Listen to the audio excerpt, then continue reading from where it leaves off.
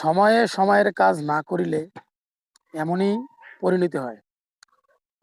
আমি কালকে সোশ্যাল মিডিয়ায় দেখলাম, ফেসবুকের মধ্যে, যে পাবনায়, সম্ভবত পাবনায় পদ্মা সেতু, মানে পদ্মা নদীতে পড়ে 2টা শিশু মৃত্যুবরণ করছে। তা মেডিকেলে নেওয়া হয়েছিল, মেডিকেল থেকে, মানে মেডিকেলে ঘোষণা দিচ্ছে। এখন সেখান থেকে তার ফ্যামিলি এবং এলাকার লোক, গ্রামের লোক, গ্রামে তাদের বাড়িতে নিয়ে আইসা বিভিন্ন ধরনের তেল টেল হাবি জাবি, মানে মালিশ করতেছিল আর কি, মালিশ করে আর কি ভালো করার চেষ্টা করতেছিল। বিভিন্ন জনের ঢোল ঢাক বাজায় ভালো করার চেষ্টা।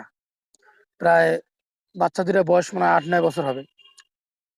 তাই এইটা হলো বাবা মায়ের প্রতি আমার রিকোয়েস্ট, যে আপনার সন্তানকে আপনি খেয়াল রাখুন। বর্তমান পানি চারিদিক দিয়ে পানি, বর্ষাকাল, খেয়াল